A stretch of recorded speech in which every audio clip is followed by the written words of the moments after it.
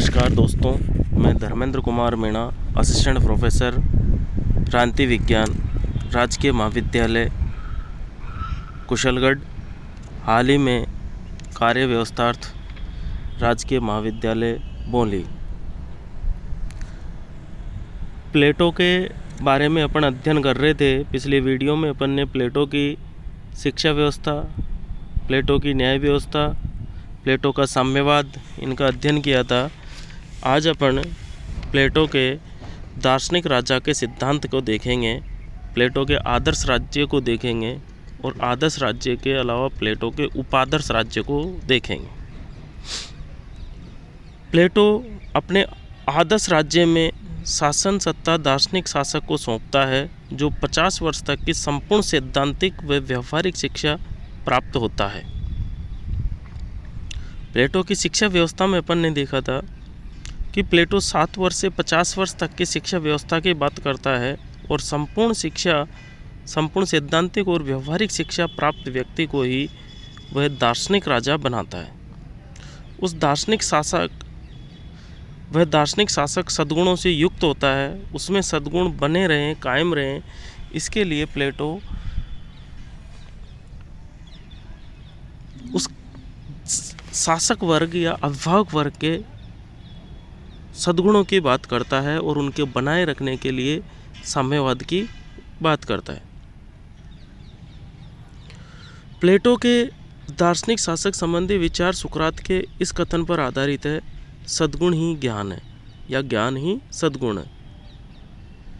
तथ्यों की जानकारी मात्र ज्ञान नहीं होता, बल्कि तथ्यों के पीछे छिपे सद्भाव को जानना और आत्मसात करना ही ज्ञान है।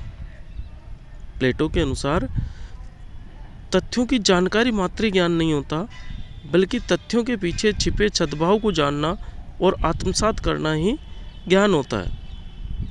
ऐसे सद्गुणों से संपन्न व्यक्ति ही राज्य में शासक बने, तभी न्याय की व्यवस्था की जा सकती है।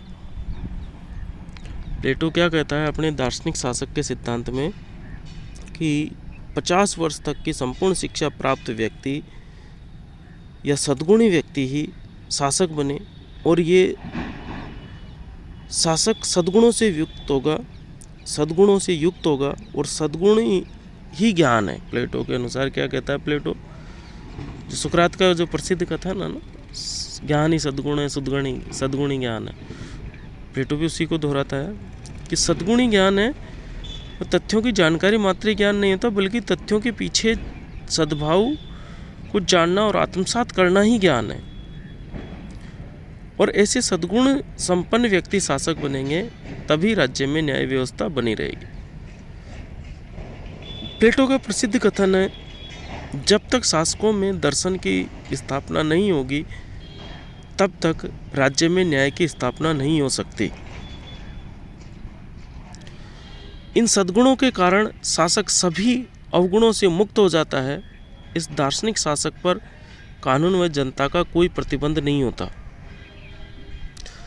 प्लेटो के अनुसार जो सद्गुणों से संपन्न राजा बनेगा, जो सद्गुणों से संपन्न दार्शनिक राजा बनेगा, वह कानून से ऊपर होगा, जनमत का उस पर कोई प्रतिबंध नहीं होगा।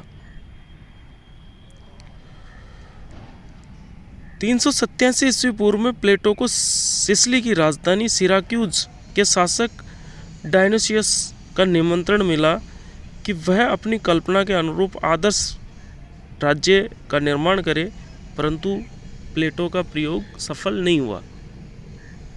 जो प्लेटो ने दार्शनिक राजा की अवधारणा दी, उसको धरातल पर लाने के लिए सिसिली के राजधानी सिराक्यूज के शासक डायनोसियस ने इन्हें व्यवहार के धरातल पर उतारने के लिए कहा, परंतु प्लेटो इसमें सफल नहीं हुआ। प्लेटो के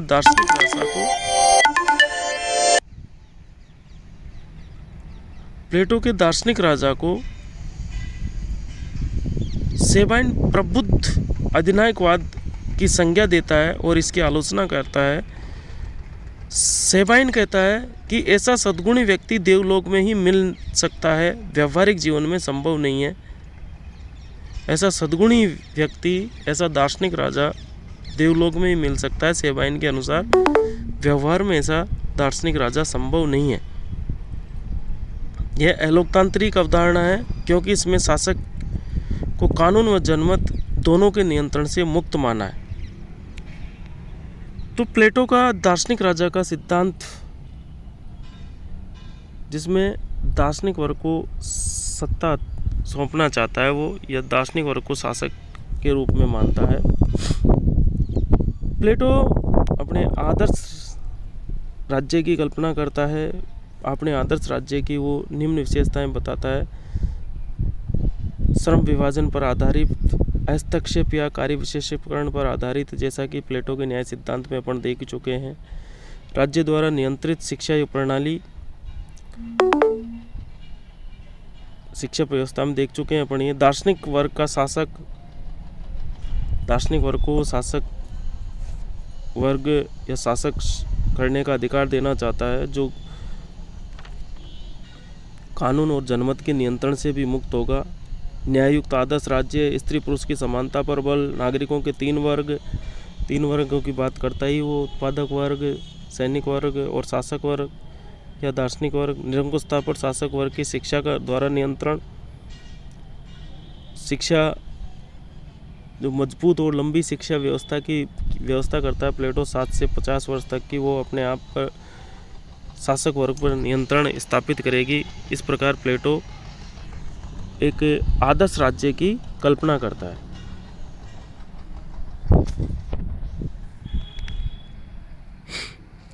तो प्लेटो का जो आदर्श राज्य है, ये व्यवहार के धरातल पर नहीं उतरा। जब सिबली की राजधानी सिराक्यूज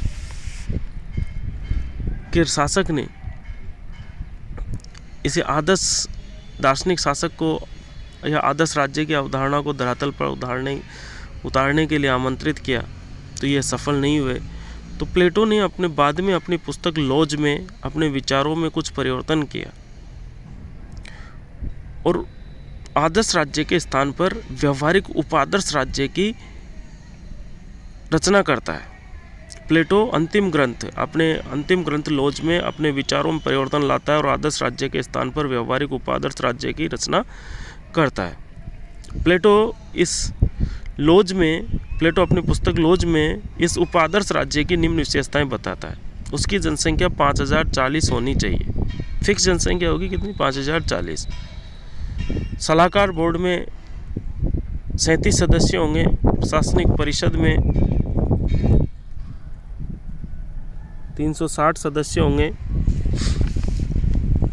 कानून का शासन होना चाहिए, किंतु कानून का आधार रीति रिवाज होना चाहिए।